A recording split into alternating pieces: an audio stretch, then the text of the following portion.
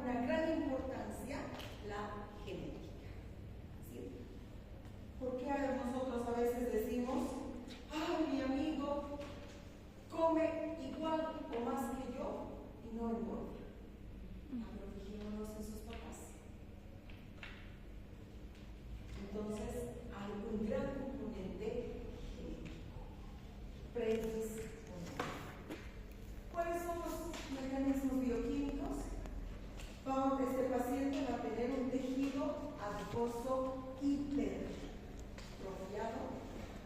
Ya hemos dicho que va primero la hipertrofia o la hiperplasia. Hipertrofia. Entonces, vamos a tener células adiposas llenas de grasa, pero que han ido creciendo. El mismo número de células adiposas, pero grandes. Se llenan de grasa, lo que va a provocar que los organelos intracelulares no funcionen de manera adecuada, comenzando por el retículo endoplasmático. Entonces, es muy importante. Esto va a provocar hipoxia, estrés del retículo endoplásico y aumento de los marcadores de inflamación, lo que va a provocar un proceso inflamatorio. Va a disminuir la adiponectina, lo que va a provocar que comamos sin llenarnos, sin saciedad. Aumenta la leptina resistente, hay pérdida del control del apetito. Aumento de los ácidos grasos, lipotoxicidad a nivel del hígado y también del músculo, lo que va a provocar resistencia a la insulina y una mayor probabilidad de padecer diabetes mellitus tipo 2. ¿Recuerdan que un factor de riesgo era justamente la obesidad, la hipercolesterolemia o la hipertrigliceridemia? Justamente ahí está el porqué. A nivel del hígado, aumenta la lipogénesis con una alteración de las VLDLs. Estas van a aumentar, ¿por qué? Porque el hígado está formando exceso de triacilglicéridos. Pero como no es suficiente para las VLDLs sacar los triglicéridos en exceso, ya saben qué es esta abreviatura. Esteatosis hepática no alcohólica. Entonces se va a producir una esteatosis hepática no alcohólica. ¿Qué pasa con la obesidad endógena? Este es otro tipo de obesidad.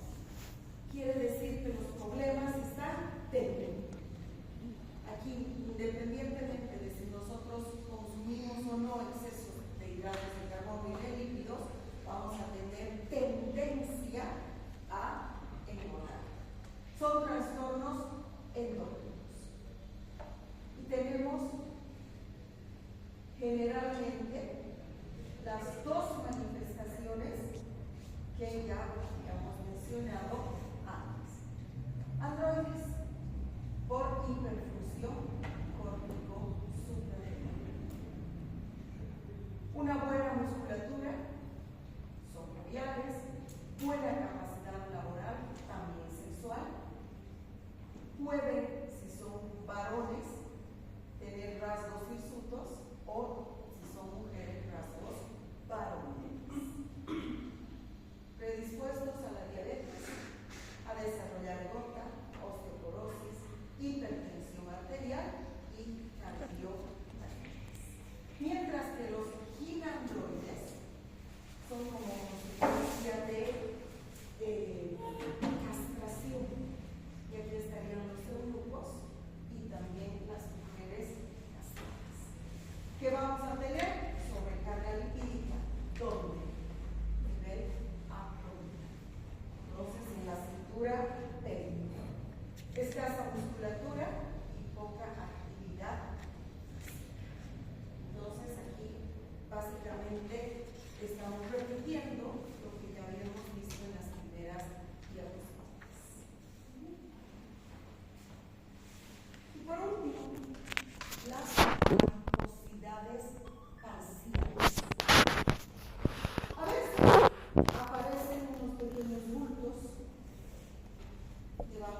piel, que se llaman lipomas. ¿Y qué son los lipomas? Tumores benignos. Están formados ¿por qué? Por adipocitos maduros. Morfológicamente son normales, pero que van a estar llenos de grasa. Es un tumor mesenquimatoso muy frecuente. Estos granos tienen un crecimiento lento, o sea que van a ir apareciendo de poquito y van a seguir creciendo. Son blandos, móviles e indoloros.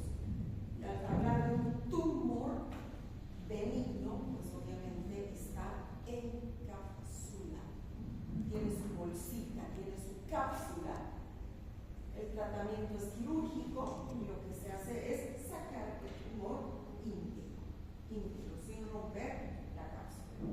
No está directamente relacionado con la obesidad.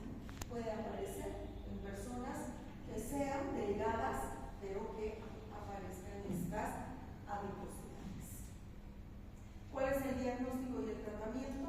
Es clínico, es una masa blanda, móvil e indolor. No vayan a pensar que si tengo aquí lo voy a llevar hasta el otro lado, ¿no? Pero sí puede moverse un poquito, unos milímetros, incluso algún centímetro, y eso significa que está encapsulado. Se pueden hacer ecografías o resonancias magnéticas y vamos a tener masas homogéneas de densidad grasa. Se puede hacer luego de que se hace la intervención quirúrgica una biopsia y lo único que se va a ver son adipocitos normales, adipocitos sin maduros. El tratamiento quirúrgico completo, si molesta o comienza a crecer y realmente se convierte en un problema.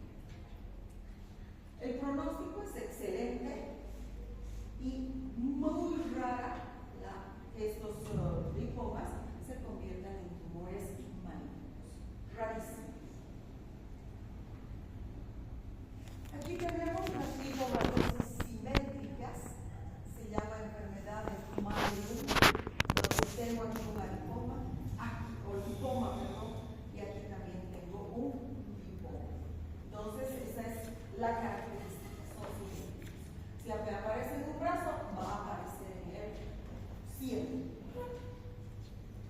Son alteraciones metabólicas del tejido adiposo con acúmulos simétricos, difusos, pero aquí no encapsulados de grasa, que afectan principalmente el cuello, los brazos, los hombros y toda la parte superior del tórax. En este caso no son tumores, sino proliferaciones adiposas benignas. ¿En qué tipo de pacientes son frecuentes? Varones entre 30 y 60 años, pero con una característica: alcohólicos. Si se quiere tratar, tiene que dejar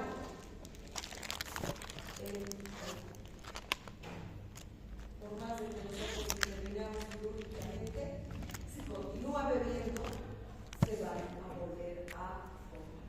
Entonces, alcohólicos de 30 y 60 años de edad. ¿Cuál es el mecanismo bioquímico? Hay una disfunción mitocondrial. Ahí está el por qué el consumo de bebidas alcohólicas produce estas alteraciones. Porque el alcohol es un tóxico mitocondrial, lo que va a provocar una disminución de la capacidad de la mitocondria para producir la beta-oxidación. Entonces, estos ácidos grasos libres son los que se van a aumentar. Disminuir la oxidación de los ácidos grasos. El alcohol, además, aumenta el NAD reducido, lo que va a inhibir la lipólisis, y aquí no solamente con disfunción mitocondrial, disminuye también la beta-oxidación. ¿Qué más tenemos? Una alteración en los receptores beta-adrenérgicos y de la leptina, lo que va a disminuir la capacidad que tiene el organismo para movilizar la grasa. Y por eso es que se acumula en ciertos lugares del organismo. Resulta acúmulo de triacilglicéridos en los adipocitos normales, pero sin causa. Localización típica, ya hemos dicho, en el cuello, por eso se llama cuello de toro. Fíjense aquí. En la nuca, en la región supraclavicular, en los hombros, en la parte superior del tórax, en los brazos, pero siempre con una distribución simétrica y bilateral. Siempre. Esa es la característica de la enfermedad de Madelung. En cambio, la lipomatosis múltiple dolorosa, la enfermedad de Derkun, es una enfermedad rara, crónica en el tejido adiposo, con lipomas múltiples. A diferencia de los anteriores casos, dolorosos, estos duelen, estos lipomas duelen. Y obesidad generalizada. Afecta principalmente a mujeres post-menopáusicas, aunque puede aparecer antes. Ya se han visto casos en mujeres de 35, 40, 45 años en los que no ha pasado todavía la menopausia. Caracterizado por dolor persistente debido al proceso inflamatorio. Compresión nerviosa y disfunción neuroendócrina. ¿Cuál es el mecanismo bioquímico para que se formen este tipo de lipomas? Alteraciones del metabolismo lipídico. Continuamos con una alteración en la beta-oxidación y aumento de la lipólisis, lo que va a provocar un acúmulo de triacilglicéridos. Disfunción neuroendocrina, va a haber un desequilibrio del cortisol y de las hormonas sexuales.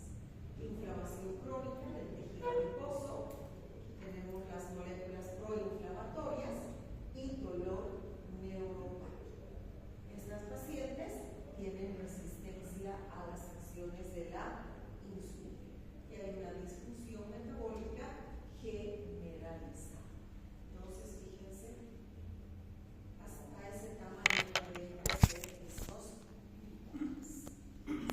Entonces, en alguna literatura también se las llama a estas adiposidades como ovillos de gusanos. ¿Sí? No es que haya gusanos ahí, sino que parece como si fuera una masa de gusanos, como forma ascaris. ¿Sí? Así, pero aparentemente, obviamente, no hay gusanos. Todo es una masa de grasa. ¿Dudas?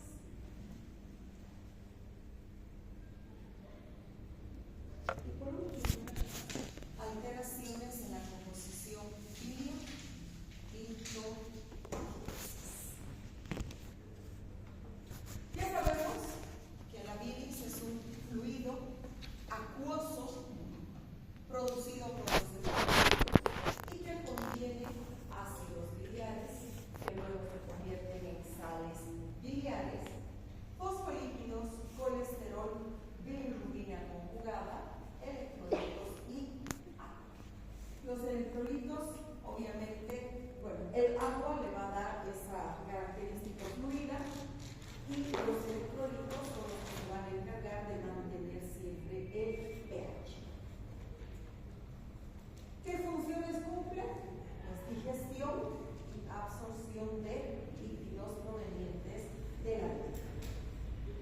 Además, que es un líquido que permite el desecho de ciertas moléculas que puedan llegar a ser tóxicas, como por ejemplo el colesterol o la misma bilirrubina conjugada. Entonces, la expresión de productos de desecho, colesterol, bilirrubina y también algunos fármacos. Las alteraciones en el metabolismo biliar pueden afectar estos procesos y pueden producir ictericia, colestasis, síndrome de mala absorción de grasa y dislipidemias secundarias. Todo esto ya lo hemos visto. ¿Cuál es la composición bioquímica normal de la bilis? Hay un 50% aproximadamente de ácidos biliares que luego se van a convertir en sales biliares. Ya hemos visto qué es lo que sucede, ¿verdad? Cómo se convierten los ácidos en sales. Fosfatidilcolina o lecitina en un 25%, que es la que va a permitir que el colesterol se solubilice, por lo menos en una pequeña proporción. Colesterol libre quiere decir que no está unido al ácido graso, apenas en un 5%, lo que permite su expresión hepática. Bilirrubina conjugada en un 4% y electrolitos y agua en un 15%. Ya les había dicho, mantienen el pH y que la bilis sea líquida para que pueda fluir fácilmente del hígado a la vesícula y de la vesícula hacia el intestino. ¿Qué pasa si se altera la concentración, la composición de la bilis? La lipogénesis biliar es un proceso bioquímico que produce la formación justamente de los cálculos biliares, lo que se conoce como colelitiasis. Cuando la bilis pierde ese equilibrio entre las cantidades de sus componentes, esta bilis se convierte en una bilis litogénica, es decir, que va a ser capaz de formar cálculos biliares, principalmente de colesterol. A veces a este cálculo también se puede unir la bilirrubina. Por eso es que típicamente los cálculos biliares son negros o son amarillos. Si se une o no se une la bilirrubina. La bilis normal es una mezcla coloidal estable de colesterol, fosfolípidos y sales biliares. Cuando se alteran las cantidades de estos tres componentes, colesterol, fosfolípidos y sales biliares, entonces se forman cristales del colesterol insolubles que se van a ir agregando como arenitas, se van a ir pegando los colesteroles y se van a formar pues las fibras, los cálculos. El colesterol precipita, forma cristales insolubles que se agregan progresivamente hasta formar cálculos. En condiciones normales, el colesterol está perfectamente disuelto en estos componentes. Eso es habitual y van a formar las micelas mixtas. Estas están formadas por una parte de colesterol, una parte de fosfatidilcolina y 6 partes de sales biliares. Entonces, si tengo 10 gramos de colesterol, tengo 10 gramos de fosfatidilcolina y tengo 60 gramos de sales biliares. Esta es una bilis normal. Pero, ¿qué sucede si es que hay un exceso de colesterol en mi organismo? ¿O qué sucede si es que comienzo a utilizar fármacos para bajar el colesterol en mi cuerpo y que este se elimine? Esta relación se altera y la cantidad de colesterol que va a ser eliminado a través de la bilis pues aumenta. y se rompe esta relación. Si nosotros hacemos cálculos, ¿sí? Este equilibrio define el índice de saturación del colesterol, que normalmente el índice de saturación del colesterol tiene que ser menor a 1. Pero si es mayor a 1, la bilis es litogénica. Quiere decir que tiene tendencia a formar cálculos biliares. ¿Cómo se calcula este índice? Lo que necesitamos es estudiar la bilis en un laboratorio y saber la cantidad de colesterol que la bilis tiene, no la sangre del paciente, la bilis. En este caso, por ejemplo, ponen que el colesterol en la bilis tiene un valor de 200 milimoles por litro. ¿Por qué? Por una sobreproducción hepática.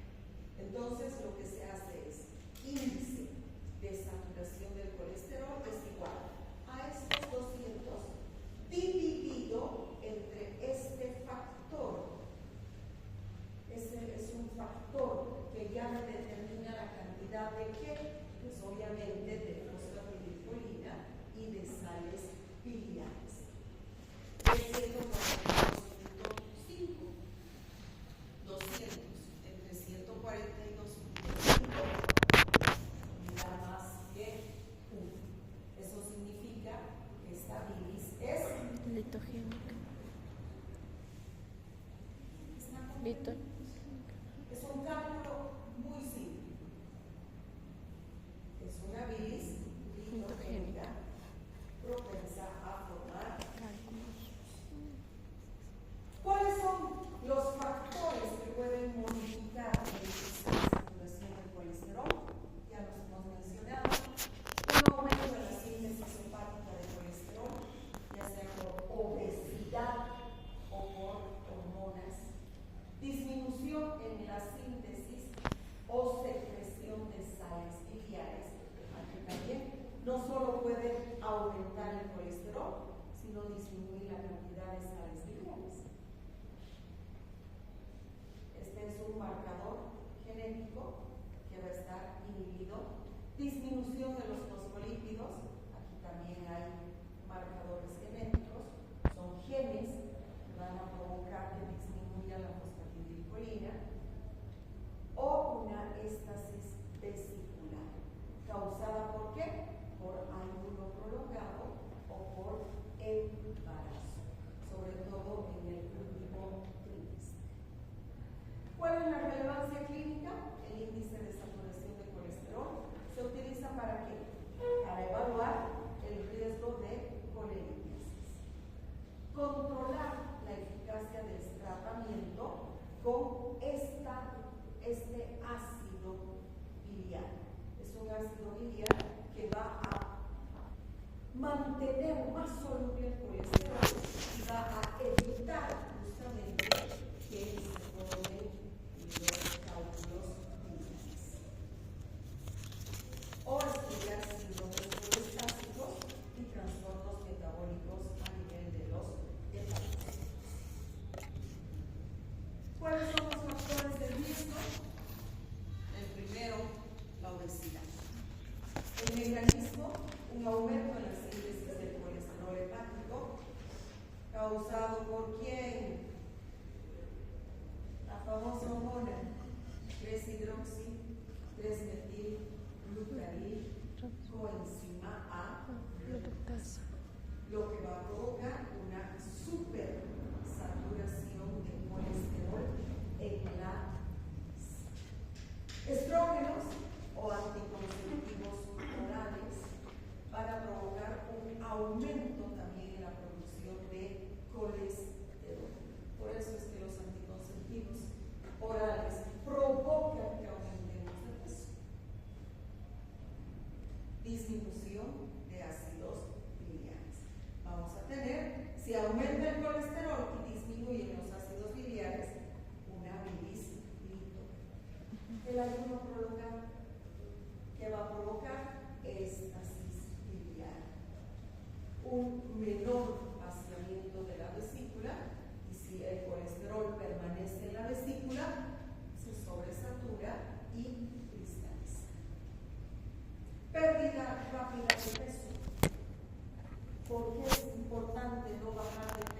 rápido porque hay un aumento del flujo de colesterol desde el tejido adiposo hacia el hígado.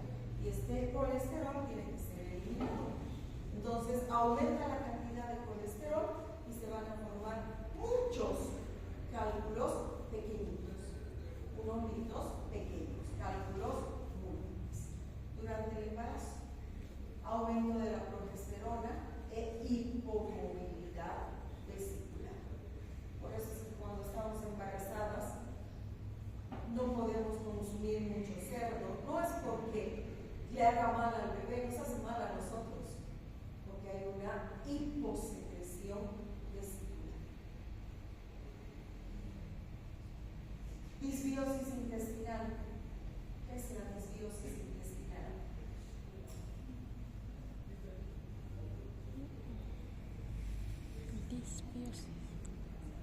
La modificación de la flora saprófica a nivel intestinal. Eso puede ser causado ¿por qué? Por antibióticos, porque los antibióticos no reconocen esta es una bacteria mala, dañina, y esta es una bacteria que forma parte de la flora saprófica. ¿Y qué va a provocar? Diarreas. Por eso es que a veces cuando estamos mucho tiempo con antibiótico nos da diarrea, porque hay disbiosis intestinal. Para eso, ¿qué podemos hacer? No vayan a pensar que tienen que tomar otro antibiótico para la diarrea, ¿no? Va a salir el resultado va a salir negativo. Entonces, ¿qué vamos a hacer? Para eso está el yogur. Puede ser, pero hay otro que es con probióticos. ¿Sí? Y creo que hay uno que es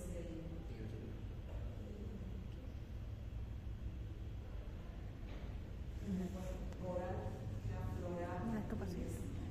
Entonces hay una disminución de las bacterias, lo que va a provocar que los ácidos biliares no puedan ser convertidos de ácidos biliares primarios en ácidos biliares secundarios, que son los que tienen que ser reabsorbidos. Y los ácidos biliares se van a eliminar junto con la materia fecal. Y si los ácidos biliares se eliminan, pues se rompe la relación. Y esto va a provocar disminuye el reciclaje y va a haber una supersaturación del colesterol. ¿Cuáles son las consecuencias clínicas? Y aquí sí se acabó. Colelitiasis. ¿Qué es la colelitiasis? Es el acúmulo de los cálculos o la presencia de cálculos, ¿dónde? Dentro de la vesícula. Esa es la colelitiasis, dentro de la vesícula. ¿Pueden salirse junto con la bilis estos cálculos? Sí. Y vamos a tener otros nombres. Por ejemplo, la colecistitis. ¿Dónde está? ¿Cómo se llama esta región?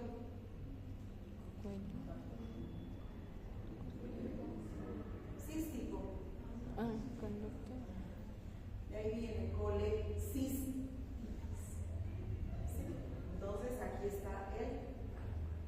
¿Qué va a hacer? Evitar que se vacíe la vesícula. Podemos tener colestasis obstructiva intrahepática. ¿Sí? ¿Por qué se va a producir una pancreatitis biliar? Porque este cálculo va a migrar y se va a colocar aquí. ¿Dónde?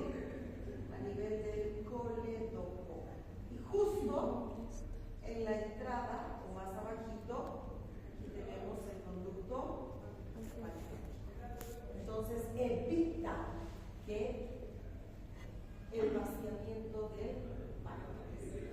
Entonces las hormonas, las enzimas, regresan al páncreas y producen una pancreatitis con síntomas, además de procesos obstructivos. La pancreatitis no siempre es alcohólica. Si es alcohólica, no hay ictericia. Pero si es una pancreatitis biliar, hay ictericia. Tenemos esos dos tipos de pancreatitis.